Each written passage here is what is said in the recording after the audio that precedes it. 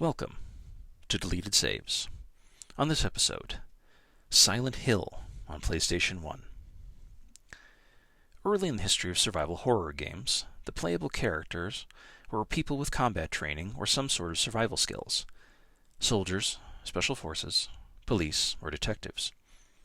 Someone who could immediately scoop up a gun, know the ins and outs of firearms, especially when to take the safety off and point the dangerous end at the enemy, and could really whoop ass. There were no real civilian survivors. That changes with the release of our topic today, 1999's Silent Hill, and with it changed the landscape of horror in games. Imagine along with me, if you will. You are a single parent of a young child, your spouse having died just a few years before. You are on your way late in the evening with your child, maybe home, maybe on vacation, maybe to see family, when it gets dark and the weather turns bad. Suddenly something jumps out of the road at you. You swerve and crash. Who knows how much time passes when you wake up in the midst of a storm and your child is missing. Dragging yourself from the wreck of your vehicle, you wander out into an unfamiliar small town where something just isn't right, and that is when the dark shapes begin pursuing you. This is the plight of our main character, Harry Mason, a very typical everyman in quotes, who trips downstairs and bumbles through awkward conversations and has never handled a gun before in his life. Harry finds himself in Silent Hill, a village that could be just about anywhere USA, but may in fact be the outer edge of hell. The town is both actual location and metaphor at the same time. A tranquil place, as well as the cover for the awfulness that often waits just under the surface of such seemingly genteel and pastoral American places. Believe me, I know that one personally.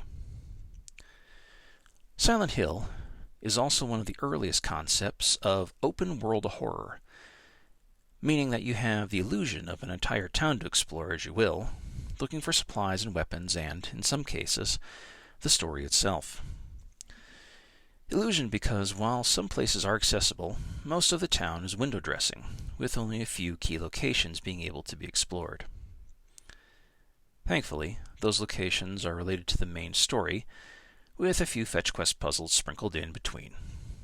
Certain roads end in dead ends, where the road has fallen into an unfathomable abyss surrounded by fog, a trick used by the developers to skew draw distance due to hardware limitations on the PlayStation, making the town much smaller than it actually appears. As Harry explores, two things are made clear. That the major locations he enters are somehow related to his missing daughter Cheryl, such as an elementary school and a hospital, and that somehow the town itself is tied to some sort of cult dedicated to bringing into our world some sort of vile, murderous elder god, and that they have already tried and failed when their first vessel, a child about Cheryl's age, died because of it. Silent Hill as a game does leave some concepts open to interpretation.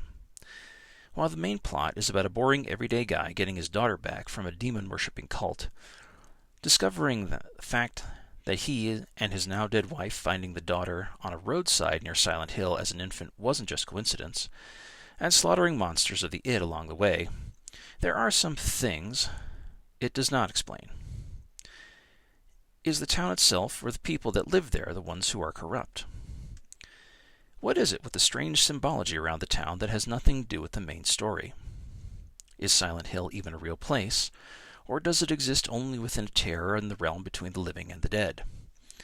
Are aliens somehow involved? All of those questions are relevant questions and related to one of the game's possible multiple endings, based on the actions you take within the game. I won't leave any spoilers here in this review. This is truly a game that should be experienced for oneself, devoid of other media related to the game, as they do not quite do justice to the source material. Ultimately, the horror of the game boils down to two types. The fictional horror one can find within a Stephen King novel of supernatural terror and dark deeds done by the demented in the shadows, and the real existential dread of the average father separated from their child and without any ability to offer help or safety. As a place, Silent Hill represents a very real decay of the idyllic small-town America, places ravaged by environmental decay industrial savagery and pollution done by corporate interests like large factories and mining operations, and the ongoing brain drain of the young or optimistic or those who want more out of life, leaving those small towns to fall apart as their populations age. Longtime gaming rumor is that the town was based on real-life Centralia, Pennsylvania. Even if this is only partially true, I would strongly suggest, dear listener, that you Google both the current images and history of the place. It will illustrate my point. Monster as metaphor was, prior to the arrival of Silent Hill on the game store shelves, not an idea often used in video games. But once the public was introduced to the idea and the amazing success of this game, we as a gaming community could not go back. A door had been forced open that could never be closed again, no matter how much some might like it otherwise. Silent Hill would become synonymous with this idea.